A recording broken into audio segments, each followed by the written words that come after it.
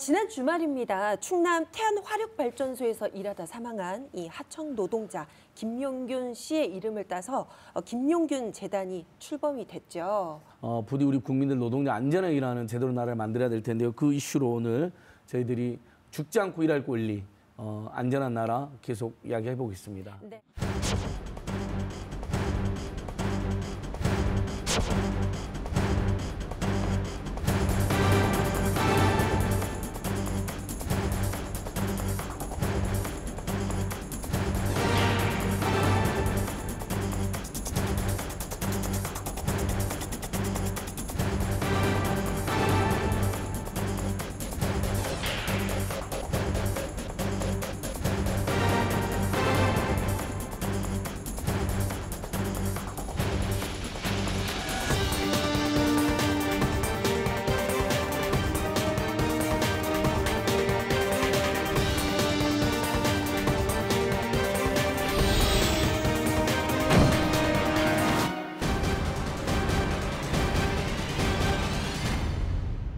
우리는 살고 싶다. 작업중지 명령 개정하라.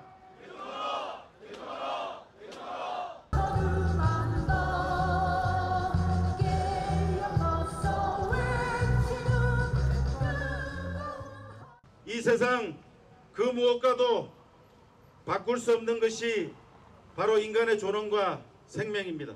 살려고 나갔던 일터에서 싸늘하게 죽음으로 돌아오는 노동자가 한 해 2,400명입니다.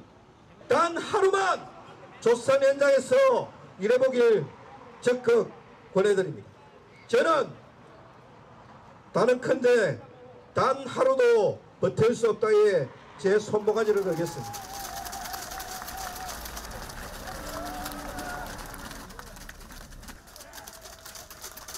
소규모 사업장이나 아니면 중소 외주 하청 사업장들의 경우에는 더욱더 열악하기 때문에 은폐하거나 아니면 이런 일들이 벌어져도 개인이 해결하는 경우들이 많습니다. 우리나라가 안전관리에 투자하는 비용보다 노동자가 죽었을 때 드는 비용이 훨씬 적기 때문에 사업주들이 안전보건에 투자를 안 하는 거거든요. 발전사 같은 경우에는 하청업체에서 일하는 노동자들이 80~90% 이상이 산재 사망을 차지합니다. 그러니까 정규직 노동자들은 사망하는 일을 안 하는 거죠.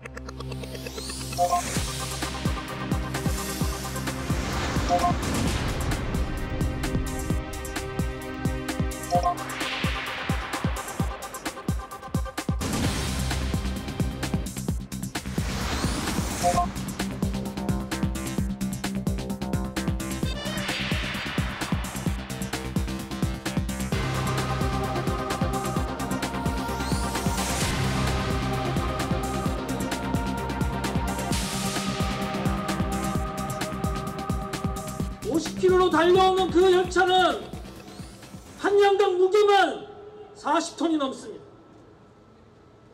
그 열차에 접촉하는 것은 사실상 즉사나 다름없는 겁니다. 그것을 감시하기 위해서 600m 전방에 사람을 두기로 했는데 그 사람을 없애버렸습니다. 그리고 작업하고 있는 작업자들은 작업을 하면서 차가 오나 안 오나를 두리번거리면서 작업을 해야 되는 겁니다. 사고가, 사망이 안 날래야 안 날 수가 없는 것입니다. 동지들에게 큰 힘되는 응원과 연대의 박수 부탁드립니다.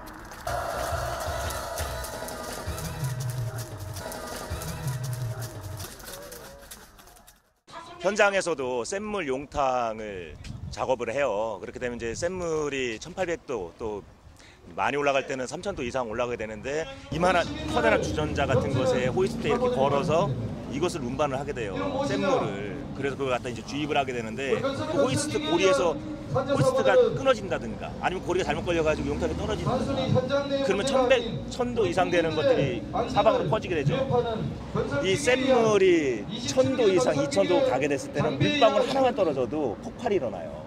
샘물이 다 튀어서 거의 다 화상을 입고 뿐만 아니라 모든 작업장 생산 설비에는 회전하는 기계들이 많이 있죠. 거기에 자칫 잘못하게 되면 손에 장갑을 끼게 되고 장갑이 빨려 들어가서 손이 절단된다는 사고 하루시라고 그래서 나와서 하루 쓰면은 데일밴드 하나 붙이고 와서 일을 하게 되고 골조상이 있더라도 왜 오른손을 사용하게 되면은 왼손에 골절이 있다고 그러면은 그냥 오른손 작업해하면 출근해서 일할 수밖에 없는 이런 조건들이 될 수밖에 없다는 거예요.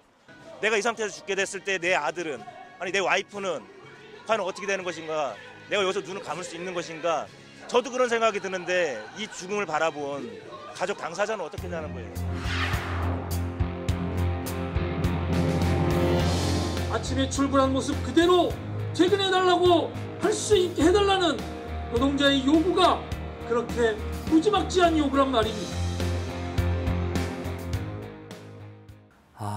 정말 비참합니다. 예. 네. 그 산업재해 사망 사고가 가장 많은 곳 중에 하나가 바로 건설 산업 현장입니다.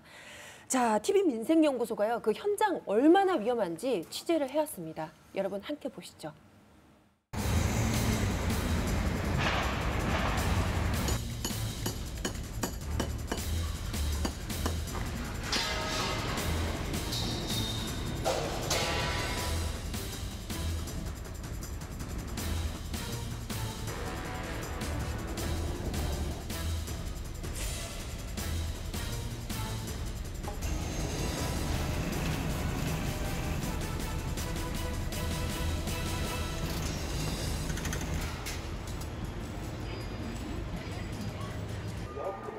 사고 현장이에요. 여기 보시면은 벽에 붙어 있어 이거. 아, 여기가 사고 현장이구나. 예. 어디로 떨어진 예, 거예요? 여기서 사고가 일리 추락한 거죠. 이게 없었어 난간.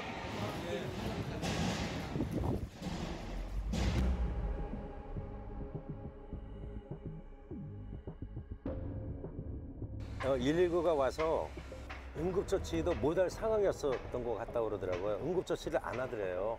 뭐 가망이 없다고 판단이 내려졌지 않나 싶어요, 제 생각에는.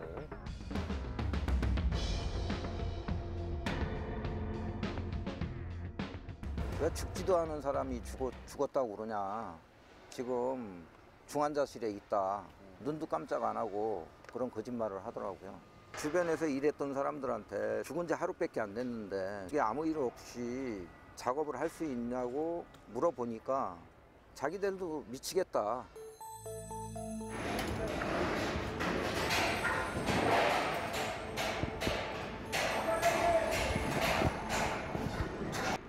이렇게 전도 사고가 많이 나면서 이제 바닥에 걸리는 게 많아가지고. 아, 그 걸려서 넘어지는 예. 사고요. 여기 내려가 보시면은 저 밑에 떨어져요. 원래는 이렇게 앉혀 있었어요. 예, 앉혀 있었죠. 저 밑에 10층이면 40m가 통 있는 거예요. 저 밑에 낭 떨어져요. 사람들이 저기서 일리 건너요. 아, 여길 건넌다고요? 예.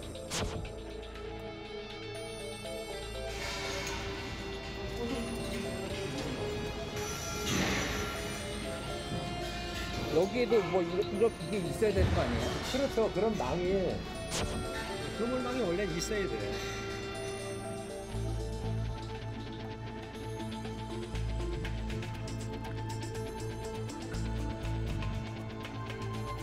여기서 1m 정도 되는 데다가 사람이 더 접근 못하죠. 이쪽에. 그러면 안전사고가 안 나겠죠? 외부로 접근을 못하죠.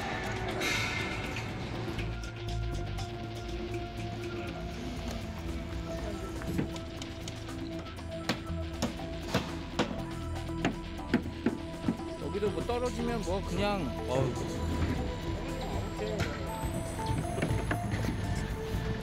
여기도 쳐야 되는 거 아니에요?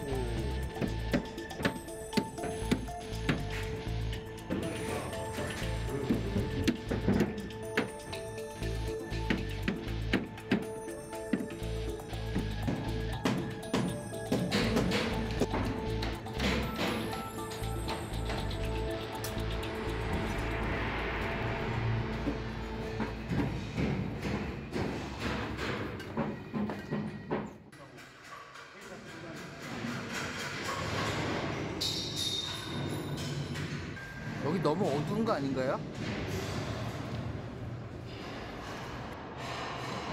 이게 중간에 안전망이 갖춰져야 되는 거예요, 이게. 어디에 안전망 쳐줘야 돼요? 위에서도 작업을 하시는 거예요? 아. 여기보다 지하가 지금 불이 없어서 그러는데 더 높아. 아, 지하에 불도 없습니까? 옆선 떨어지면 저 위에서요? 네. 중간에 안전망이 쳐져 있어요. 아.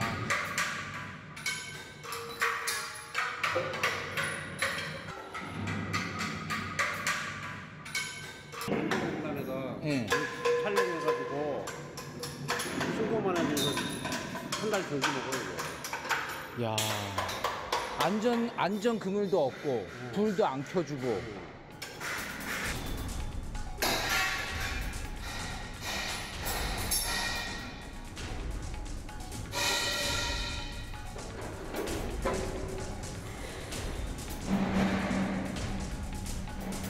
위에서 작업하시는데 그물도 안 켜고 그냥 하시는 여기 떨어지면 이거 뭐 어떻게 방법이 없겠는데요? 안전요원이 있으면 거기에 대한 체크도 해요. 체크도 하는데 체크해서 현장에서 시정 조치를 해달라고 하면 가서 불을 켜주는데 이런 작은 현장들은 그런 인력들이 없어요. 사고가 일어나기 전에는 우선 아껴야 된다는 돈을 아껴야 된다는 생각 때문에 그런 시설을 안 하죠.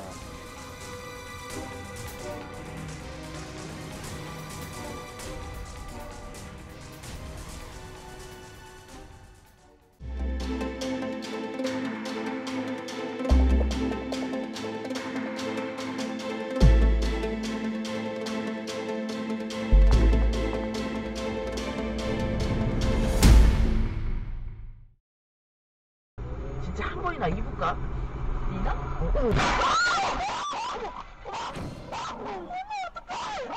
저기 차 잘못하고.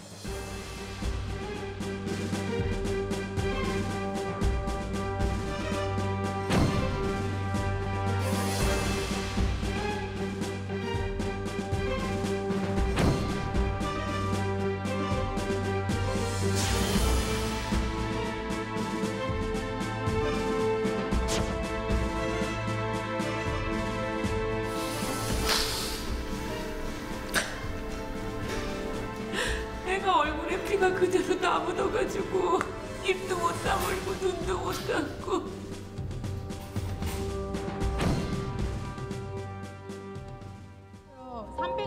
우리가 아이 잃은 부모들을 찾을 때마다 그들은 거리에 있었습니다. 뭐를 모르는 사람 아니었습니다.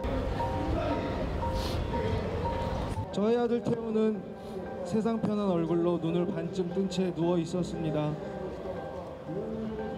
축구클럽 차량 사고로 세상을 떠난 태호와 유찬이 앞에 쏟아진 수많은 다짐들. 발로 뛰어다니면서 슬픔 대신 더 큰 어린이 안전을 위해서 노력하시는 모습을 보면서 정말 이 국회가 이분들 앞에 더 이상 부끄럽지 않아야 한다는 그런 생각을 하게 되었습니다.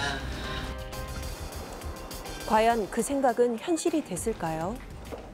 그러니까 저는 이렇게 아이들 이름으로 발의된 법안들이 아직 계류되어 있어서 의원님들에게 정기국회 안에서 꼭 처리해달라는 문의서를 받고 있습니다.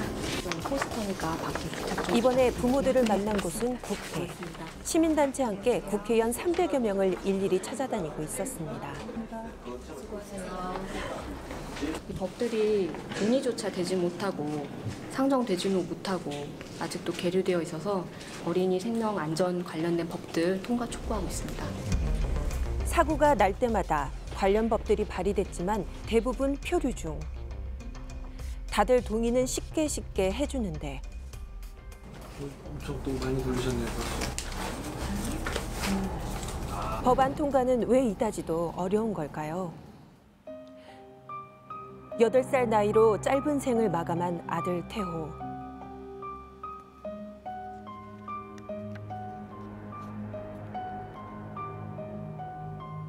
그날의 사고는 태호 아버지 김장혜 씨에게 다시는 사랑하는 아들을 볼 수 없다는 사실만큼이나 이해할 수 없는 일들 뿐이었습니다. 불륜 신호등이 들어온 지 8초 뒤에 신호 위반을 했고, 신호 위반하면서도 거기가 속도 제한이 30km 도로인데 85km로 달리다가 사고가 난 건데 상식적으로 이해가 안 가잖아요. 아이들 타는 차량을 그렇게 몰았다는 것 자체가. 근데 보니 거기는 아이들 통학 차량을 모는 규정을 지키지 않아도 되는 곳이었다는 거예요.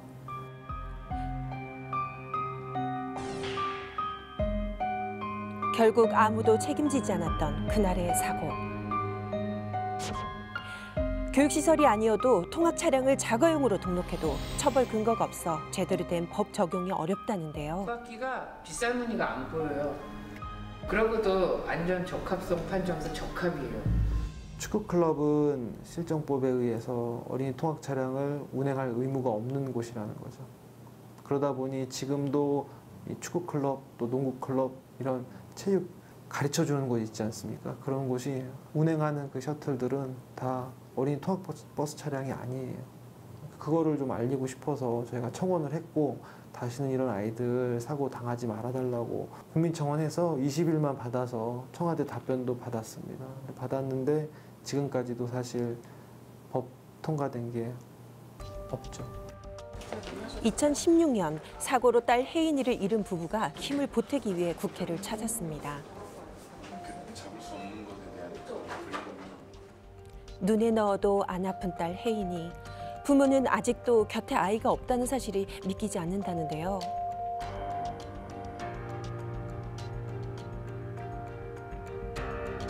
하원을 위해 어린이집을 나서던 혜인이. 그때 제동장치가 풀린 차가 아이를 덮쳤습니다. 어떤 안전장치도 찾아볼 수 없는 도로. 하지만 아이의 죽음으로만 끝난 것이 아니었습니다.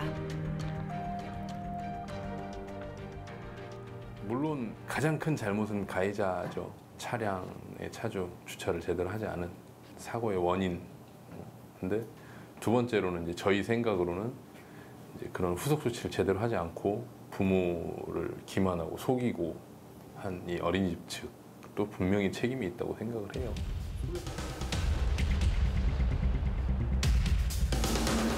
교사들은 멀쩡해 보인다는 이유로 혜인이를 어린이집 안으로 데려갔습니다.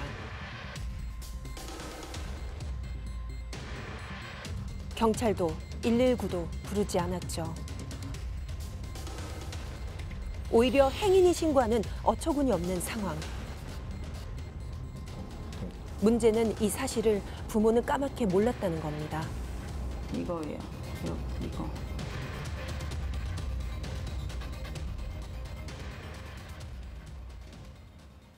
혜인이는 놀란 것 같다, 괜찮다, 거기에 이제 하트까지 넣어서 아이 엄마한테 카톡을 보내고. 근데 그 시점이 산소 마스크를 끼고 그 생과사를 오가고 있을 때였어요. 아이의 상태에 대한 걱정이라고 하는 이런 제스처보다는 본인들이 빨리 뭔가 이 지금 심각해진 문제를 수습하기 위한 행동으로밖에 안 보이는 거죠. 어린이집은 굉장히 빠르게 매각을 하고 도망갔어요. 3주 만에요. 사고 나고 나서. 사고 4개월 만에 혜인이 법이 발의됐지만 법안은 3년째 계류 중입니다. 저희 혜인이뿐만이 아니고 다른 아이들도 지금 계속 이름 건 법들이 계속 나오고 있는데 통과는 안 되고 계속 지속적으로 나오기만 하니까 저희는 답답하고. 어린이집에 안전 기본 매뉴얼과 어린이 안전 담당자를 지정하는 등의 혜인이법을 표창원 민주당 의원이 추진하고 있는데 어려움이 많다고 호소하고 있습니다. 법안의 내용에 대해서는 반대가 전혀 없었어요. 그냥 어린이 안전 기본법을 쉽게 통과시킬 수 없습니다. 다음에 다시 한번 보죠. 이렇게 됐었어요. 정치 이슈와 예산 문제에 밀려 외면받는 아동 생명 안전 법안들.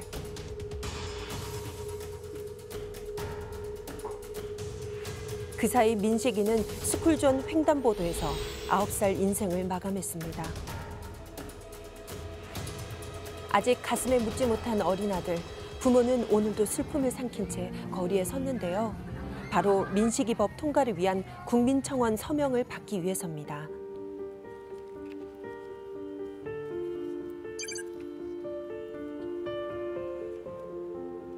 여기는 제가 저희 아들 민식이가 이제 49제를 지내고 있는 방이고요. 이렇게 아기가 좋아하는 음식들 차려서 아침, 점심, 저녁으로 지내주고 있습니다. 우리 민식이는 다시는 살아서 돌아오지 못하지만 이제 남아있는 아이들, 자라나는 아이들을 위해서 어린이 보호구역 내에 신호등과 고속카메라 설치를 의무화해달라고 하는 거고, 국민 여러분들이 좀 더 많은 관심과 참여를 부탁드리겠습니다. 앞으로 더 희생자가 안 나오게 어린이 법안 그건 꼭 통과가 됐으면 좋겠고, 남아있는 저희 애들을 위해서 그렇게 살고 싶어요, 지금.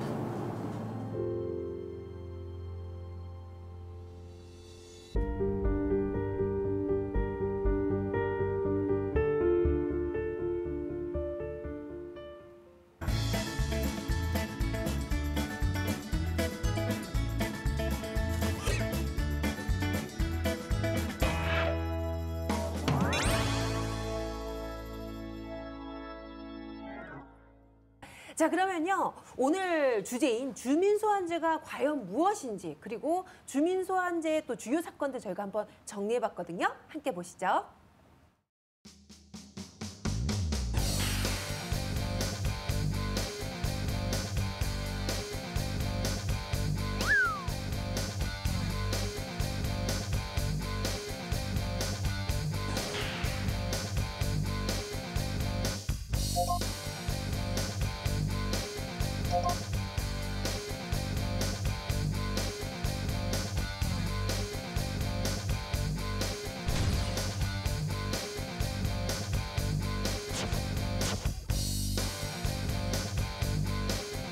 홍준표 경상남도 도지사에 대한 주민 소환 투표가 청구하는 서명인의 부족으로 무산이 됐습니다.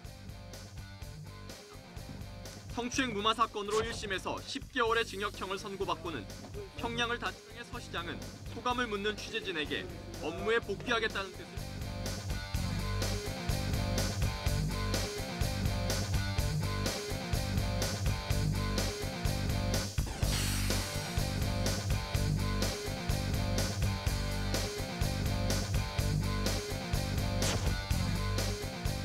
누워있다가 그냥 갑자기 제 얼굴을 주먹으로 가격을 했다. 이 부분에 대해서는 시인을 안 하고 있는 걸로 알고 있어요. 어쨌든 저는 박종철 의원은 저한테 개인적으로 사과를 한 적은 없어요.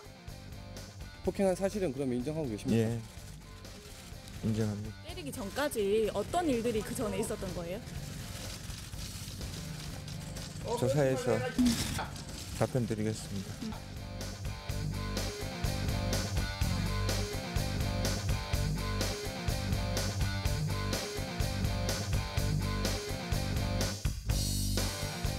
이 도덕적인 부분이 컸기 때문에 군의원들의 자질 문제라든가 이런 폭력 행사를 하고 그 이후 거짓말하는 과정이 다 드러났잖아요. 그런 명분이 충분히 있는데도 불구하고 그 지역에서 이제는 됐다. 그 사람들 사과했으니까 이제 그만 마무리 짓자. 이런 분위기가 팽배하더라고요. 서명을 독려한다. 그게 너무 진짜 생업을 다 포기하고 거기에 매달려도 힘든 부분이 있었습니다.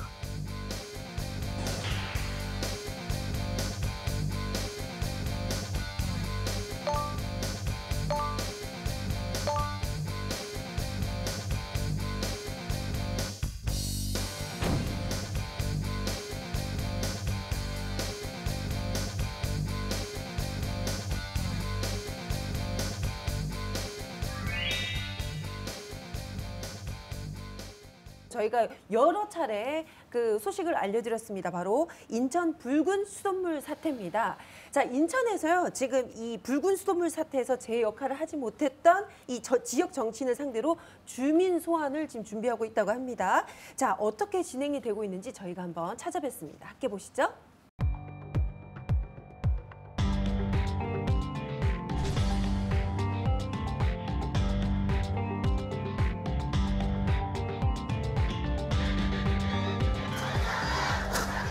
얘들 밤을 공급하! 어제 나와가지고 남았어요.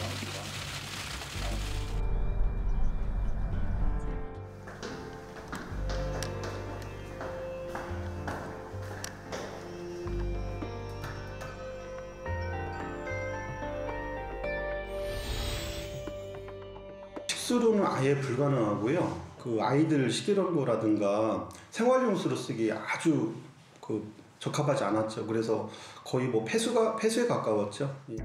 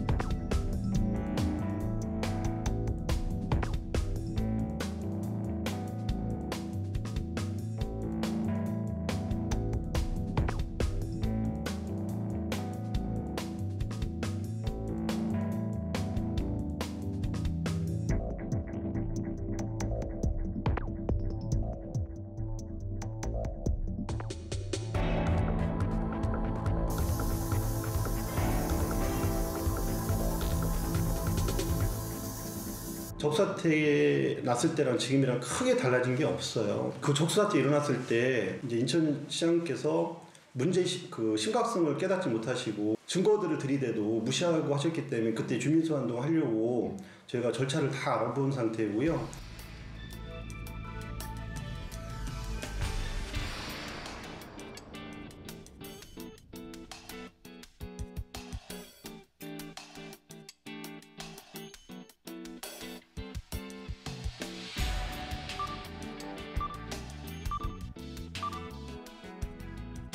처음에 그 적사태 터졌을 때 주민소환한다고 했을 때 주민들이 100% 다 환영했어요. 그 추진하겠다고 하는 약속들을 좀 믿고 한번 그 기다려보자라고 했을 때 뭐 찬성하시는 분도 있고 반대하시는 분이 있었는데 저희가 그 인천시의 약속을 한번 좀 기다려보자라고 하고 설득을 하고 있고 지금 인천시의 약속 이행을 기다리고 있는 중이에요.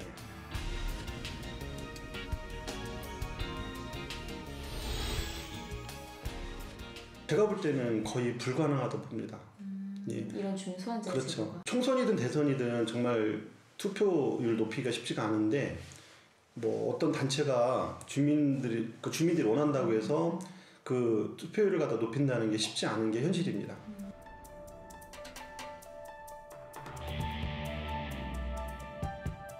주민들이 아무리 강한 의지가 있다 하더라도 그 직장이라든가 이런 일 때문에 좀 바빠서 투표율이 많이 낮은 것 같아요. 그래서 투표율을 좀 낮춰서 주민들이 원하는 거를 좀 이룰 수 있도록 기존 퍼센트를 좀 낮추는 게 좋을 것 같아요.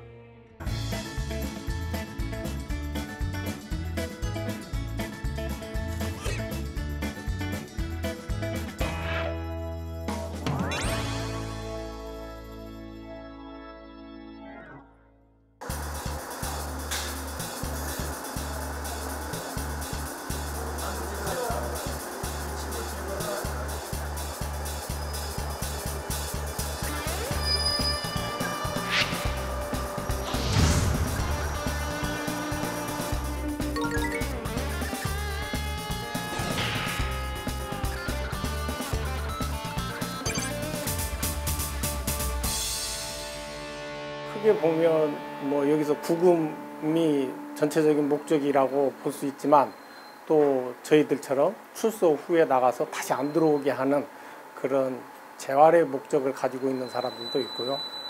다양한 방면의 사람들이 많이 있습니다. 이 안에.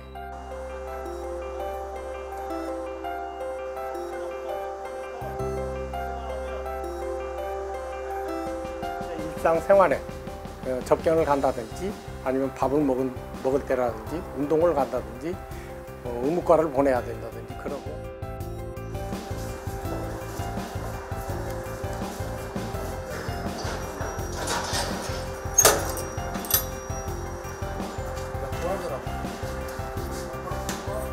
셋, 넷, 다섯, 여섯, 일곱, 여덟. 아무래도 봐도 이제 직원들 인력 문제 그쪽에서 많이 힘들어하는 것 같습니다. 주로 이제 야간에 근무하다 보면은 혼자서 이제 국제자동을 이렇게 순찰을 돌고 근무를 해야 되기 때문에 인력 면에서 많은 고충이 있는 것 같아요.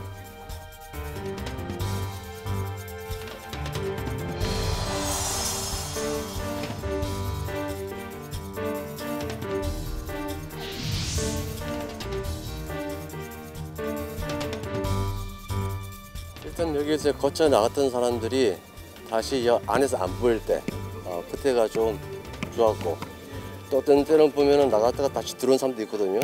그런 사람 봤을 때는 좀 마음이 안 좋죠.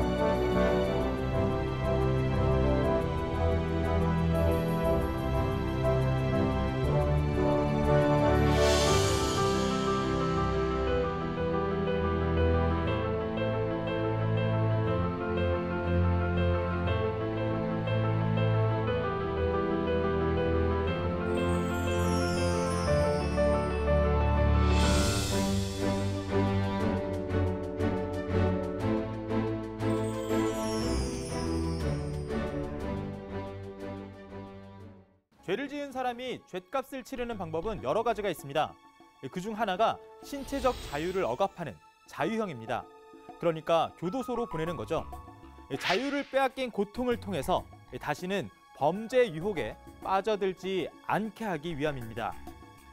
3년 내 재복역률. 형벌이 범죄 재발 방지에 효과를 거뒀는지 확인하는 지표입니다. 이 수치가 2016년 이후 25% 가까이로 급등했습니다. 100명의 출소자 중에 25명이 다시 범죄를 저지른다는 뜻인데요. 그 원인으로 교정시설의 과밀화가 지적되고 있습니다.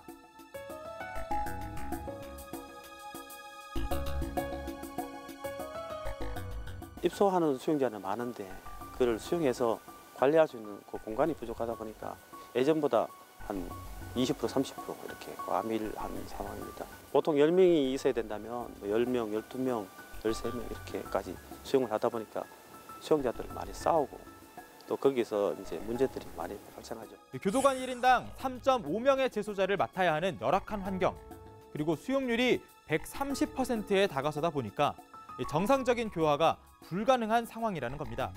과밀화가 되면 아무래도 그 수용자를 관리하는 데 있어서 수용자들이 요구하는 것들이 많이 늘어나니까 직원들이 행정 처리할 때도 상당히 그 업무량이 늘어나고 여러 가지 그 일을 할 때 힘이 드니까 소홀해 줄 수밖에 없습니다.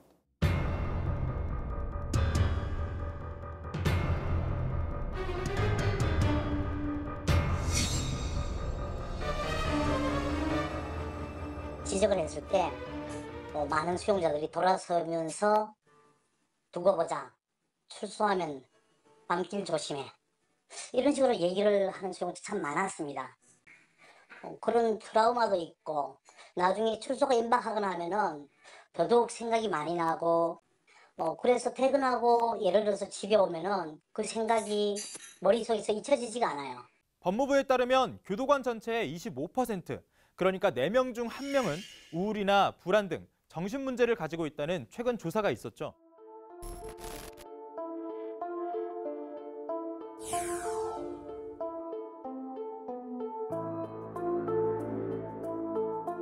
현장 교도관이 가장 어려움을 호소하는 문제는 작정하고 교도관을 괴롭히려는 일부 수용자들의 횡포라고 합니다.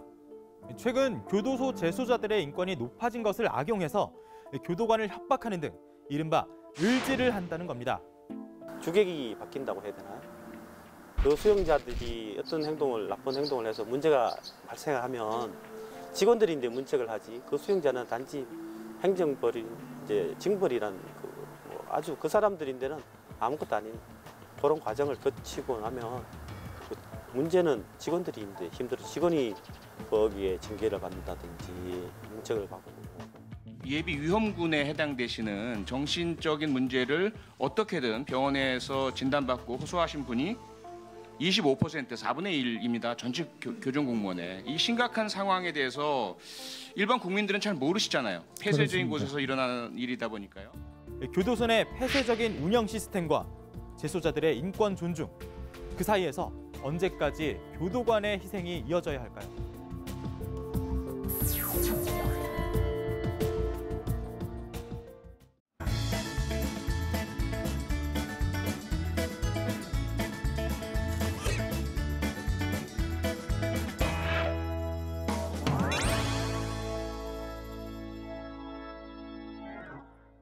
화물차를 운전하시는 기사분들이 너무 지금 위험하고 어려운 상황에 놓였다고 합니다.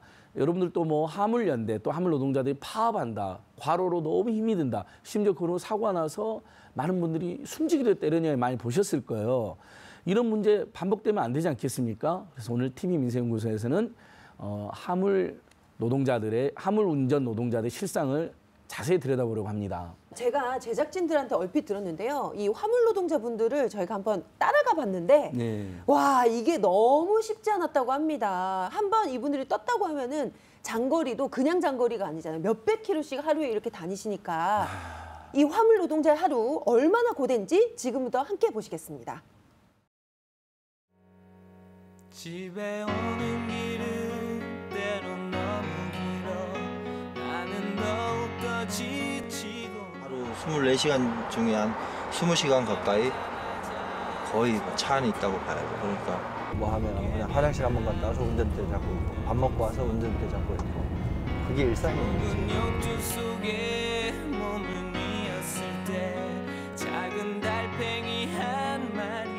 졸업이 내고 뭐 할부 내고 하면은 다 빼고 나면 뭐 가져가는 건 한 600만 원 정도? 그 정도밖에 안 돼요. 저 넓고 거칠은 세상 끝바다로 갈 거라. 계속 반복. 거의 집에 가면 시체가 되다시피 하고 그냥 잠만 자는 거예요.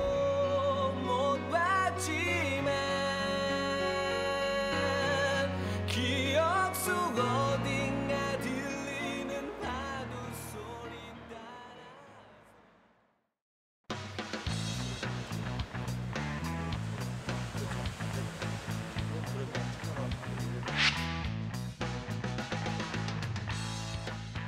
이른 시간인데 출근하신 거죠? 네네. 출근하셨다고 볼 수 있는 거예요? 그렇죠. 이제 출근했다고 보면 되는 거죠. 오늘은 이제 수출 작업하러 갈 거고요. 이제 컨테이너는 다시 토요일 날 미리 픽업을 해놓은 상태고 해가지고 오늘은 바로 천안에 있는 물류센터 들렸다가 거기서 컨테이너에 상차해가지고 바로 부산으로 가면 되는 그런 일정입니다.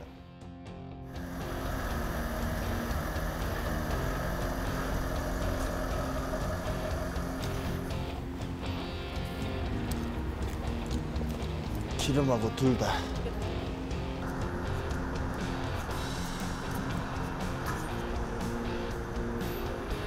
브레이크 등이라든지 깜빡이라든지 기본적으로 이제 점검을 하는 거죠.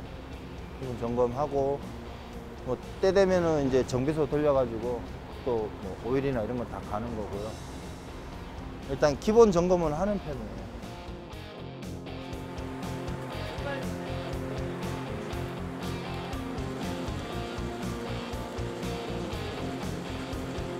평균 한 300m 정도 뺀다고 봤을 때도 그걸로 계산을 환산을 해보면 한 달 평균 한 400 조금 넘게 나오죠.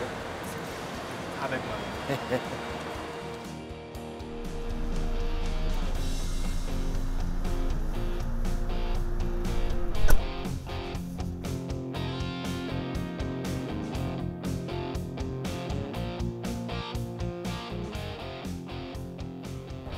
운송사가 있어요. 사무실이 월요일 같은 경우에는 아침에 출근을 해서 배차를 받고 이제 야대에서 컨테이너를 픽업을 해가지고 지금처럼 이렇게 이제 공장에 가서 수출 나갈 물건을 이제 상차를 해가지고 부산으로 내려가는 거죠.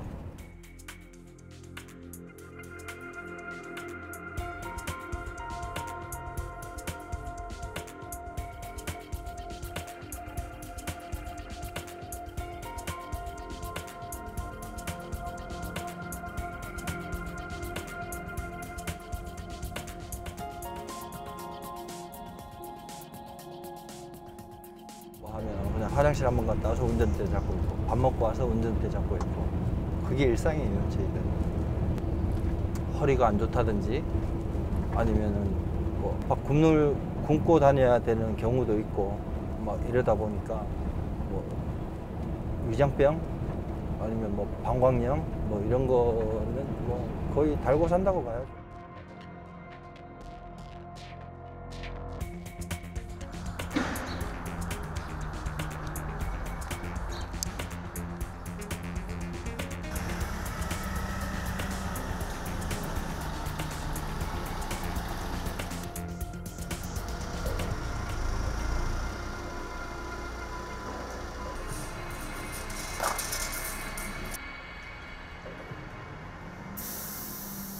아니요, 요즘 일이 경기가 워낙 안 좋다 보니까 일도 많이 물량도 많이 떨어졌어요. 뭐 어떤 차들은 뭐 하루에 하나 하기도 벅찬 사무실도 있고요. 이게 만약에 일이 계속 있으면 그냥 계속 다람쥐 척박해 돌듯이 계속 돌 건데 또 그렇게 되면 그만큼 또 피로는 계속 쌓이고 누적이 되는 거고 그렇다고 일을 안 하면 그게 들어가는 기름값이라든지 뭐 고속도로 통행료라든지 차 할부금이라든지 저희 부분에서 제일 큰 부분이 어쨌든 차 할부금이니까 저 같은 경우에도 뭐 한 400만 원 가까이 할부금이 들어가야 되니까 뭐 내가 일을 안 하면 누가 다른 사람이 할부금을 찍어주는 것도 아니죠. 내주는 것도 아니니까 일단은 기본적으로는 그 돈을 벌어야죠. 그래야지 내가 신용불량자가 안 되고 집에도 생활비도 갖다 줘야 되고 하는 거고. 그러니까 쉬고 싶어도 못 쉬고 일이 있으면 내가 피곤하더라도 계속 해야 되는 구조인 거죠.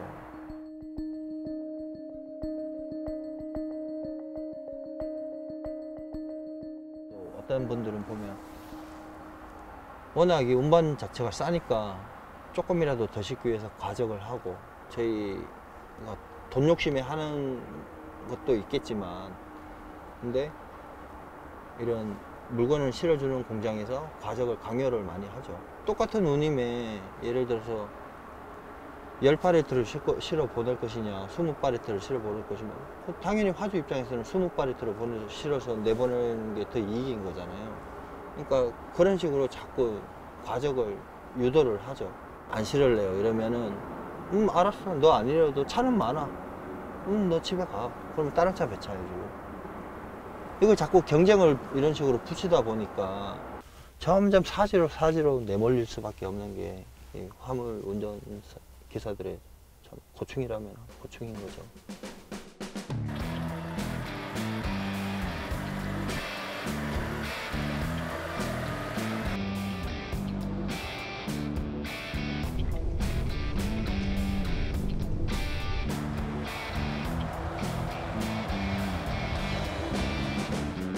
1년 365일 중에 이 안에 있는 공간이 한 300일 정도는 그냥 여기 안에 있다고 보시면 되니까 하루 24시간 중에 한 20시간 가까이 거의 차 안에 있다고 봐야죠. 그러니까 어떨 때는 일하는 공간이기도 하고 또 쉴 때는 뭐 안방 같은 그런 공간이기도 하고.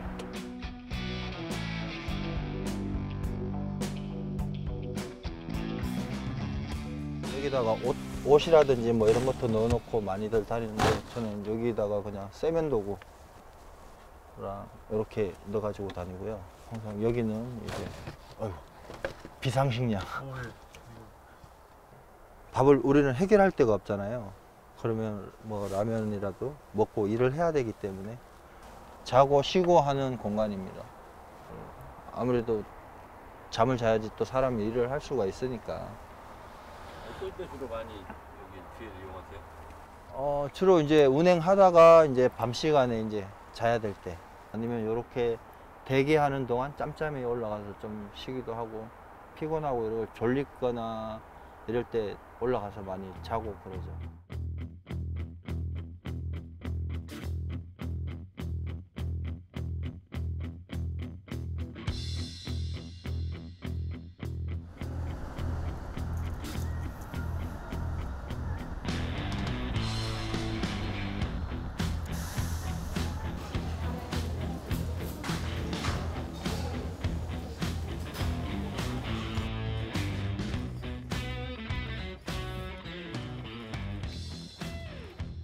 $50만 원의 운반비가 책정이 화주가 $50만 원의 운반비를 주면 자기네 영업이익 얼마를 떼고 운송사에다 던져주면 그 운송사에서는 또 자기네가 또 영업을 했으니까 또 거기에 대한 마진을 빼고 또 그 다음 운송사에다가 주고 또 우리가 일한 것만큼의 수수료를 또 받아서 가고 이러는 구조죠. 지금은 실질적으로 $50만 원짜리 운반비가 우리한테 올 때는 30만 원 뭐 30만 원도 채 안 되는 경우도 있고 그런 경우가 되게 많이 부지기불사한 거죠. 다 빼고 나면 뭐 가져가는 건 한 돈 100만 원 정도?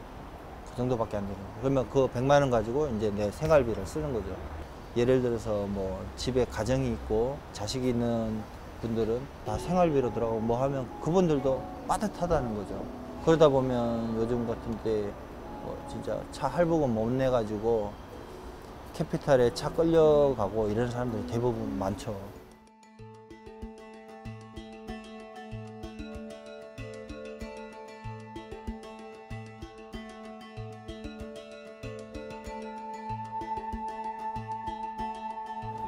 운임비가 오냐고. 그렇죠. 그 노동의 만큼의 대가를 원하는 거죠, 저희들은.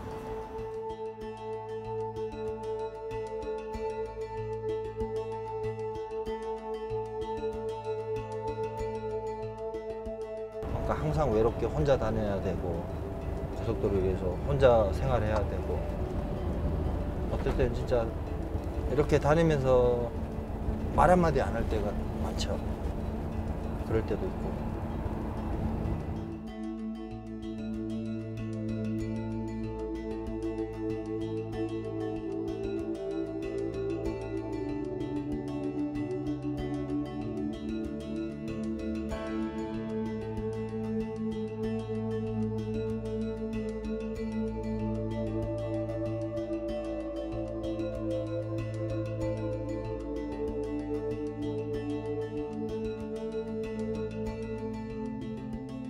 이제 다 내리고 이제 보시다시피 차는 이제 빈 차가 된 거죠.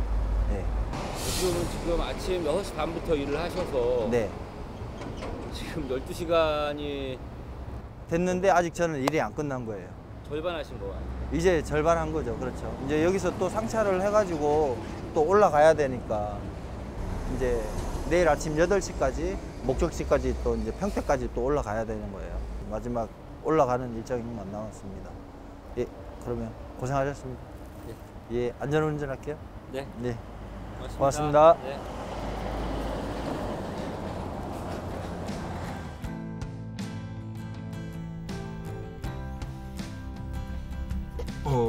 부산서 출발한 지 한 3시간 정도 됐고요. 지금 저는 이제 신탄진 휴게소, 여기 보면 차들이 많이 서 있는데 다 여기서 쉬는 차들이겠죠. 잠을 자는. 저도 이제 여기서 잠을 자고 8시까지 또 가려면 한 4시간 정도 잘 수 있겠네요. 그러면은 저도 이제 여기서 잠을 자고 오늘 하루 일과를 마무리하도록 하겠습니다.